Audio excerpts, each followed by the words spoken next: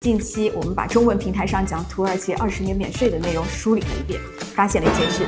相当于一部分帖子连这部法律的编号都是写错的，写成了7852、7528的都有。那这两个编号是根本不存在的，拿错的编号去搜法律的原文，搜到的是别的东西。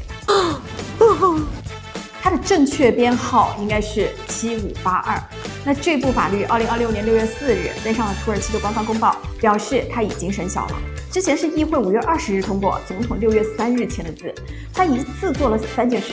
首先，新搬来的税务居民在境外挣的钱20年免缴土耳其所得税；第二，满足条件的话，遗产税从10%降到了1%；第三，放在境外过去没申报过的资产有一个合规化的窗口，最低税率能降到0%。我们来做个对比啊，意大利的这类免税最长是15年，希腊15年，葡萄牙10年，土耳其这次给到20年，是全球其他地区没有的。但每一件事情都有严格的条件，这些内容裁判团队从头到尾把法律拆清楚，写了什么，谁能用，关系到哪些财产。进正题之前，先花1分钟我们来打个团讲。这部法律不是凭空写一套新的税法，而是往已经有的3部法里各插了一条新规定。第一，所得的税法里新加了一条境外收入20年免税；第二，企业税法里新加了一条境外资产申报特赦；第三，遗产和赠与税法里改了一条，把符合条件的遗产税降到1%。3件事3部法打包进了同一个7582号，同一天生效。这么设计是有逻辑性的，给真正想搬来土耳其定居的高净值家庭一套从身份到日常税务到财务传承的完整安排。先说这条20年免税为什么会出现，在它之前，土耳其买房拿护照的人陆基项目已经办了很多年了，40万美元买房就能拿护照，很多人都知道了。但一直有个问题，就是很多人拿了护照之后，并不愿意把税务居民身份迁来土耳其，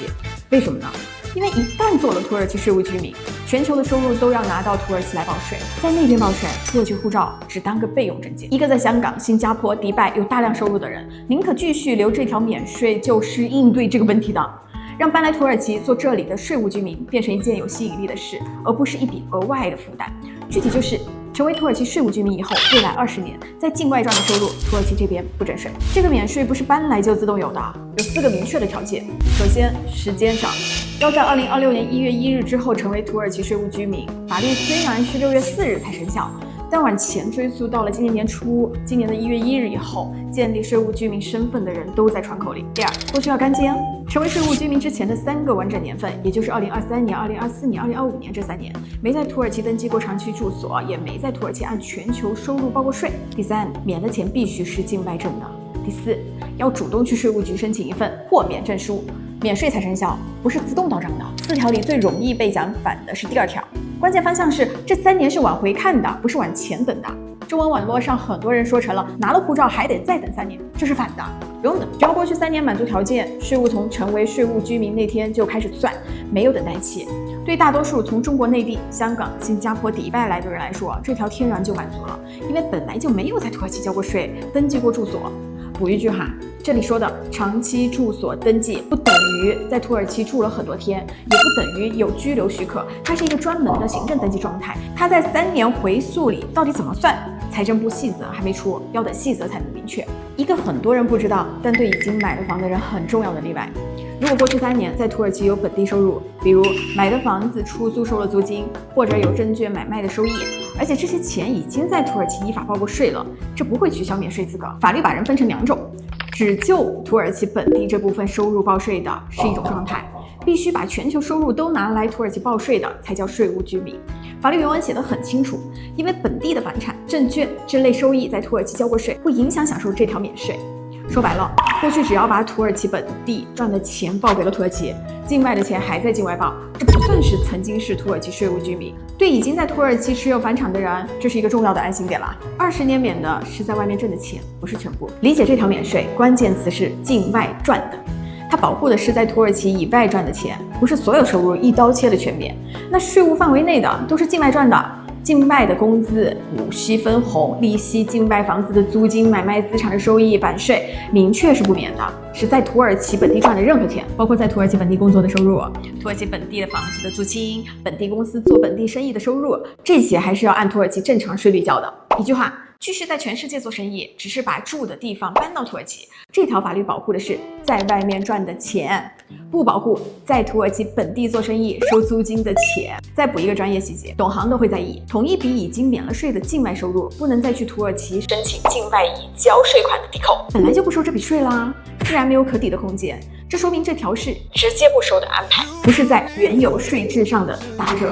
因为土耳其这边还有一个灰色地带，放在境外的加密资产收益算不算在这条免税里？财政部细则还没有说清楚，要等拿到土耳其的护照，是否就等于成为土耳其的税务居民？这是在中文圈传的较广、影响较大的一个误解。单独来讲清楚，拿到土耳其的护照不等于你就是土耳其的税务居民。买房拿护照入籍，走的是移民这条路，归内政不管。买40万美元以上的房子，持有3年申请入籍拿护照，整个过程人完全可以不住在土耳其就办完的。而这条20年免税要求的土耳其税务居民走的是税务这条路，归财政不管。土耳其认定一个人是不是税务居民有2个标准，满足一个就算了。第一呢，是在土耳其有长期住所登记的；第二是1年里在土耳其实际住满183天，光持有护照这2条都不满足，所以护照和税务居民是2套独立的体系。拿了护照不会自动变成税务居民，也就不会自动拿到这条免税，两者可以叠在一起用，但不能自动叠加，得各走各的路，各自办成。再补个背景哈，中国和土耳其1997年签过一份避免双重征税的协定，这部新法之后它依然有效，具体到每个人的身份怎么协调，需要专业意见，这里不展开了。资产特赦给的是税务上的保护，不是万能的护身符，它的边界和它保护什么一样重要。它保护的申报之后，土耳其税务机关不再去查这笔资产的来源，不再不加税，不再因为它罚款。它管不到的有2块要说清楚，一是反洗钱，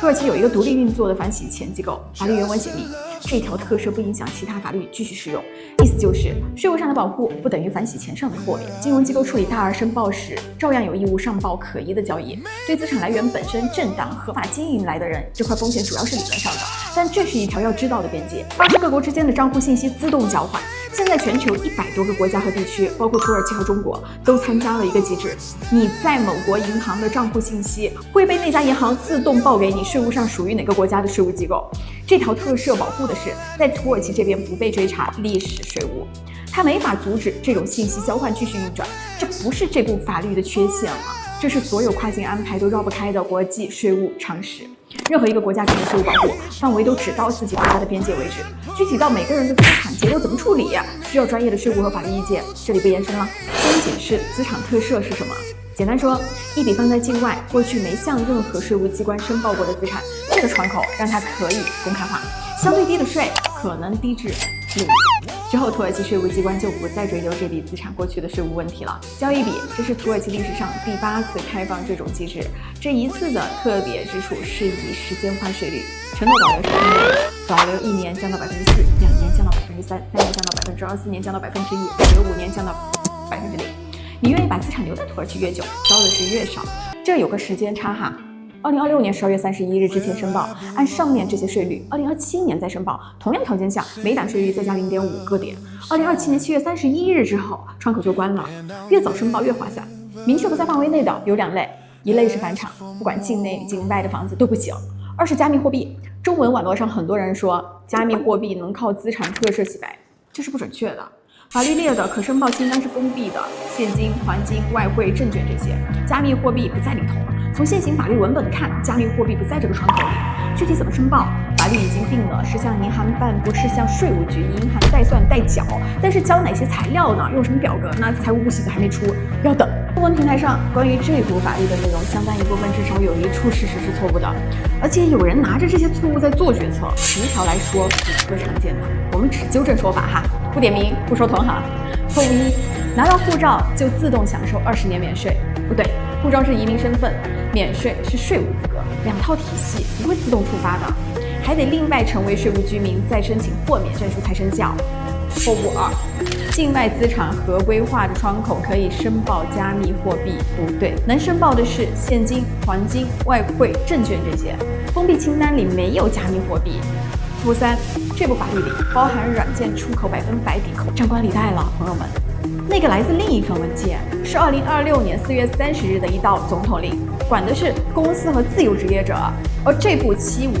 的20年免税只管个人，两份不同的文件。错误4，做了资产特赦，国外那边的税务机关就看不到了。对，土耳其参加了全球账户信息自动交换，土耳其的银行的账户信息会自动报给相关国家的。特赦保护的是土耳其这边，但欧洲别国通过信息交换拿到了信息。错误5，拿了护照还得再等3年才能用免税，方向都搞反了，朋友们。3年是往回查的资格审查，不是往前等的等待期。条件满足，从成为税务居民那天起，20年免税立刻开始。这部法律里还有一条，很多人只记住了1%的遗产税这个数字，忘了它前面还有3个条件呢。先说它为什么存在立法的逻辑是，一个愿意搬来土耳其长期定居，在这里安家的人，他身后把财富传给下一代，那税率应该更低这是对长期定居的鼓励。但这1%必须同时满足3个条件。首先，身份，本人必须是正在享受那条20年免税的税务居民，没有那条免税就没有这个1%。其次，时间，去世必须发生在20年免税期之内，一旦期满或失效，就回到正常的税率了。第三，类型，只管去世后的继承，不管生前赠与，3条都满足，1%就是固定的税率，不累进，不管遗产多大都按1%算。横向比一下，美国遗产税高达40%，日本55%，韩国50%，土耳其符合这3条时是1%中文媒体上很多土耳其遗产税直接降到1%的说法，把这3个条件全省了。脱开条件只讲数字是很不准确的。还有一点要等细则，如果通过家族信托这类架构持有资产，信托权益在资产税里怎么算，现在都还没规定呢。法律已经生效，但这4件事还没有完整的答案。最后单独说几件目前还没有确定答案的。这部法律6月4日已经是生效了但财政部的配套实施细则还没有发布。法律本身清晰了，但下面几个执行层面的问题，现在完全没有完整的官方答案。1. 放在境外的加密资产收益算不算在那条20年的免税里？2. 家族信托持有的资产在资产特赦里怎么处理？3. 长期住所登记在3年回溯期里怎么准确认定？4. 豁免证书具体怎么申请，要交哪些材料？这4个问题，现在谁要是说他能给你一个确定的答案，那都是在超出现有官方信息瞎说的。赛发团队做的这一期是政策的解读，不是操作建议。朋友们，法律文本已经很清楚了，但6月4日以后才生效呢，细则还没出，很多执行层面没有完整的答案。在细则出来路径明确之前，任何现在就告诉你几月几号前必须做什么，照这个步骤走，这类似的内容都是在超出现有信息下判断的。细则一发布，第一时间更新解读。对自己具体的情况有疑问的，欢迎联系我们，联系方式在简介视频的下方。